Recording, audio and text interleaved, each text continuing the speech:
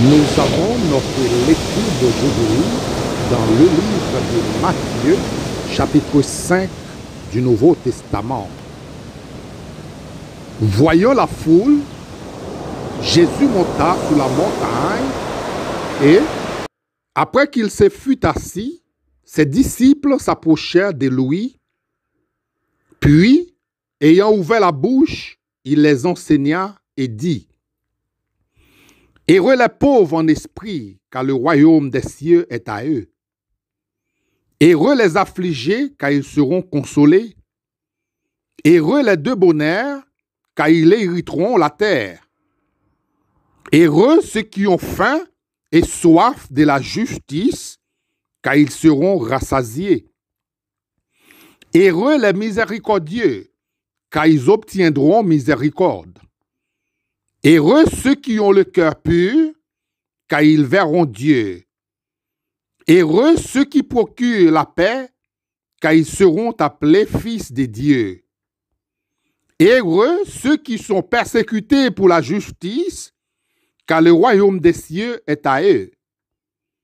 Heureux serez-vous lorsqu'on vous outragera, qu'on vous persécutera, et qu'on dira faussement de vous toutes sortes de mal à cause de moi. Réjouissez-vous et soyez dans l'allégresse, parce que votre récompense sera grande dans les cieux. Car c'est ainsi qu'on a persécuté les prophètes qui ont été avant vous. Vous êtes le sel de la terre. Mais si le sel perd sa saveur, avec quoi la lui rendra-t-on? Il ne sert plus qu'à être jeté dehors et foulé aux pieds par les hommes. Vous êtes la lumière du monde. Une ville située sur une montagne ne peut être cachée.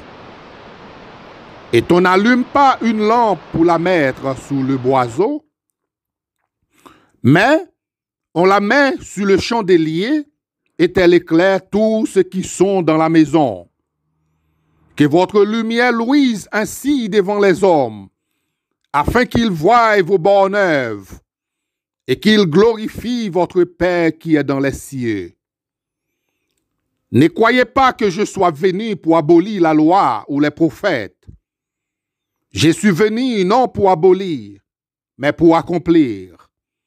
Car, je vous l'ai dit en vérité, tant que le ciel et la terre ne passera point, il ne disparaîtra pas de la loi un seul iota ou un seul trait de lettre, jusqu'à ce que tout soit arrivé. Celui donc qui supprimera l'un de ses plus petits commandements et qui enseigna aux hommes à faire de même sera appelé le plus petit dans le royaume des cieux. Mais celui qui les observera et qui enseignera à les observer, celui-là sera appelé grand dans le royaume des cieux. Car, je vous l'ai dit, si votre justice ne surpasse pas celle des scribes et des pharisiens, vous n'entrerez point dans le royaume des cieux. Vous avez entendu qu'il a été dit aux anciens: tu ne tueras point. Celui qui tuera mérite d'être puni par les juges. Mais moi, je vous dis que quiconque se met en colère contre son frère mérite d'être puni par les juges. Que celui qui dira à son frère « Raka » mérite d'être puni par le Sanhédrin. Et que celui qui lui dira « insensé » mérite d'être puni par le feu de la géhenne. Si donc tu présentes ton offrande à l'autel, et que là tu te souviennes que ton frère a quelque chose contre toi, laisse là ton offrande devant l'autel, et va d'abord te réconcilier avec ton frère. Puis, viens présenter ton offrande. Accorde-toi promptement avec ton adversaire pendant que tu es en chemin avec lui, de peur qu'il ne te livre au juge, que les juges ne te livrent à l'officier de justice et que tu ne sois mis en prison.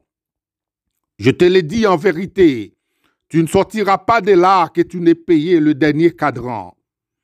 Vous avez appris qu'il a été dit, tu ne commettras point d'adultère. Mais moi, je vous dis que quiconque regarde une femme pour la convoiter a déjà commis un adultère avec elle dans son cœur. Si ton œil droit est pour toi une occasion de chute, arrache-le et jette-le loin de toi, car il est avantageux pour toi qu'un seul de tes membres périsse et que ton corps entier ne soit pas jeté dans la géhenne. Et si ta main droite est pour toi une occasion de chute, coupe-la et jette-la loin de toi, car il est avantageux pour toi qu'un seul de tes membres périsse et que ton corps entier n'aille pas dans la géhenne. Il a été dit que celui qui répudie sa femme lui donne une lettre de divorce. Mais moi, je vous dis que celui qui répudie sa femme, sauf pour cause d'infidélité, l'expose à devenir adultère, et que celui qui épouse une femme répudiée commet un adultère. Vous avez encore appris qu'il a été dit aux anciens, « Tu ne te parjureras point, mais tu l'acquitteras envers le Seigneur de ce que tu as déclaré par serment. » Mais moi, je vous dis de ne jurer aucunement, ni par le ciel, parce que c'est le trône de Dieu, ni par la terre, parce que c'est son marchepied, ni par Jérusalem, parce que c'est la ville du grand roi. Ne jure pas non plus par ta tête, car tu ne peux rendre blanc ou noir un seul cheveu. Que votre parole soit oui, oui, non, non. Ce qu'on y ajoute vient du malin. Vous avez appris qu'il a été dit œil pour œil et dent pour dent, mais moi, je vous dis de ne pas résister aux méchants. Si quelqu'un te frappe sur la joue droite, présente-lui aussi l'autre. Si quelqu'un veut plaider contre toi et prend ta tunique, laisse-lui encore ton manteau. Si quelqu'un te force à faire 1000, fais-en 2 avec lui. Donne à celui qui te demande et ne te détourne pas de celui qui veut emprunter de toi. Vous avez appris qu'il a été dit, tu aimeras ton prochain et tu haïras ton ennemi. Mais moi, je vous dis, aimez vos ennemis, bénissez ceux qui vous maudissent, faites du bien à ceux qui vous haïssent et priez pour ceux qui vous maltraitent et qui vous persécutent, afin que vous soyez fils de votre Père qui est dans les cieux. Car il fait lever son soleil sur les méchants et sur les bons, et il fait pleuvoir sur les justes et sur les injustes. Si vous aimez ceux qui vous aiment, quelle récompense méritez-vous? Les publicains aussi n'agissent-ils pas de même? Et si vous saluez seulement vos frères, que faites-vous d'extraordinaire? Les païens aussi n'agissent-ils pas de même? Soyez donc parfaits, comme votre Père céleste est parfait.